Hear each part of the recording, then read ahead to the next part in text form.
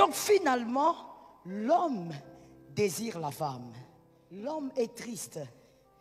Au fait, il ne pouvait pas désirer la femme parce qu'il n'avait jamais vu. Tout ce qu'il voulait, c'est avoir quelqu'un comme lui. Quand Dieu voit la famille, il voit la postérité. Voilà pourquoi Dieu a dit, faisons l'homme, un seul homme, mais ayant plusieurs en lui-même. Quand Dieu voit famille, il ne voit pas un homme et une femme, il voit la postérité. Lorsque l'homme a été créé, il était le tout fait, mais il n'était pas le tout accompli. Je parle de l'homme qui a été créé dans Genèse 2, 7. Il était le tout fait, mais il n'était pas le tout accompli. Pourquoi il n'était pas le tout accompli? Parce qu'il n'avait pas encore sorti la femme. Parce qu'il n'avait pas encore procréé. Il n'était pas donc le tout accompli. Mais il était le tout fait. Dieu avait tout fait en un seul homme. Dans Ish, qui veut dire simplement homme en hébreu, Dieu avait déjà tout mis. Et la femme et sa postérité. Est-ce que quelqu'un m'entend bien? Voilà pourquoi en réalité, je vais peut-être choquer une femme ce soir. En réalité, la femme n'est pas celle qui a donné d'abord la vie. L'homme a donné la vie et à la femme et à la postérité. En l'homme, il y avait tout à l'intérieur de lui. Et donc, comme il était le tout fait, mais pas le tout est accompli, le tout est accompli devait arriver. Ainsi, le désir de l'homme d'avoir un vis-à-vis était un désir que Dieu avait piégé en lui. Est-ce que quelqu'un me capte? Est-ce que les hommes et les femmes intelligents sont là? En réalité, Dieu avait piégé le désir de l'homme en lui. Oh, Dieu est un grand maître, un grand joueur de dés. Il avait déjà piégé ses désirs. Quand l'homme, il dit à l'homme, va compter les animaux. Au fait, il a seulement envie de faire comprendre à l'homme qu'il est seul. Parce que regardez ceci. Expliquons ça de manière très simple. Dieu crée Adam, Ish. Mais quand vous voyez la morphologie d'Adam, vous comprenez que cette morphologie réclame quelque chose. Est-ce que je suis en train de m'adresser à quelqu'un? Ce sont les adultes ou les enfants qui sont venus? Parce que moi j'ai besoin des adultes. Les enfants là, c'est pourquoi on laisse la porte ouverte, il faut sortir. Je disais, quand tu vois la morphologie de Ish, Adam créé, tu comprends que cette morphologie réclame quelque chose. Il a été créé avec la capacité de la procréation, mais la sémence réclame la matrice. Est-ce que quelqu'un m'entend? Louis, oh God, que quelqu'un me dise l'ignorance tue. J'ai entendu là-bas au fond, ici devant, je n'ai pas entendu. Que quelqu'un me dise l'ignorance tue.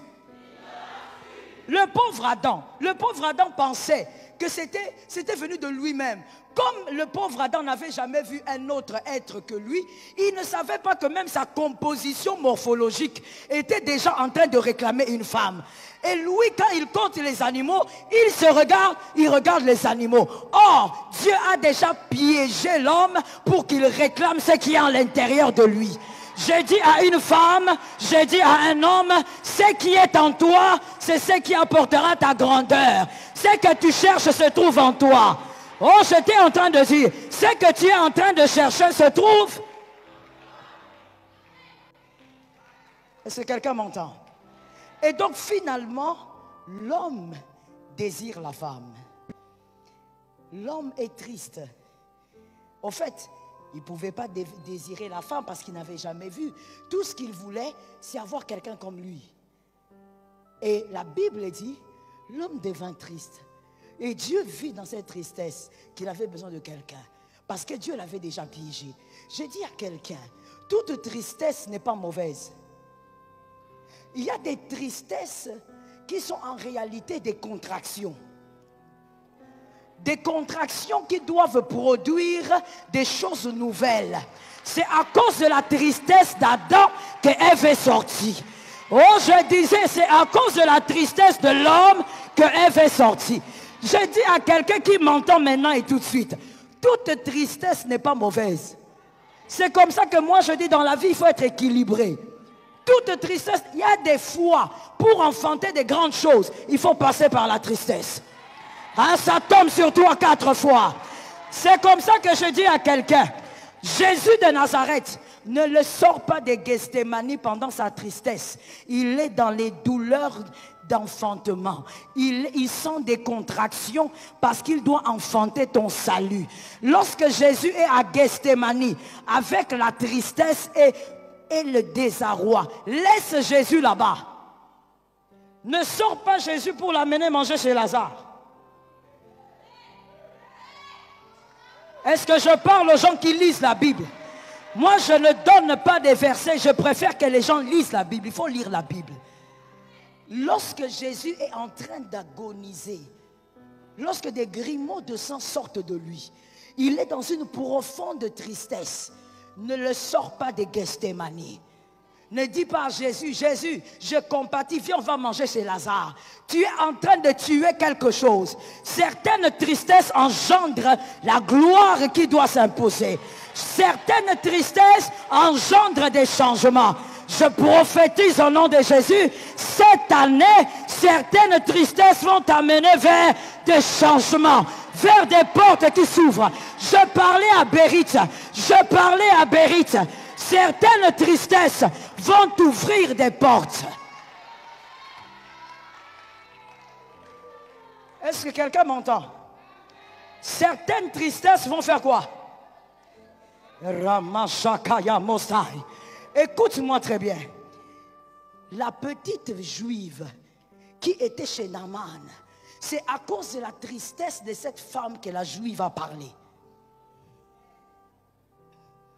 Cette petite fille était toujours là. Elle nettoyait les habits. Elle nettoyait la maison. Elle était la petite bonne, la petite esclave qu'on avait prise. Mais jamais elle avait constaté un problème chez Naaman. Mais à cause de la tristesse de la femme de Naaman. Oh, des fois, ma soeur, il faut te mettre seule et réfléchir. Des fois, il faut t'isoler seule et réfléchir. Parce que cette femme était triste, elle réfléchissait. Elle se posait des questions. La fille est venue dire, qu'est-ce qui se passe? Non, mon mari est lépreux. Il dit, chez moi, il y a quelqu'un. Certaines tristesses amènent à la gloire. Est-ce que quelqu'un m'entend très bien? Cette année, l'Éternel va permettre certaines tristesses, mais ça sera les douleurs de l'enfantement. Tu vas enfanter des choses glorieuses dans ta famille. Oh, cette année, je sens que cette année est une année puissante pour cette assemblée. Quelqu'un m'entend? Oui, je capte ça. Que l'Éternel vous soit favorable. C'est par certaines tristesses que les cycles changent, que les saisons changent. Ma soeur, ce n'est pas toujours la joie qui attire des choses exceptionnelles. Adam n'a pas eu la femme à cause d'une joie. Il devait être triste. Et la femme est arrivée. Quand l'Éternel te fait passer par certaines tristesses, ne dis pas l'Éternel m'a abandonné. Certaines tristesses produisent la gloire.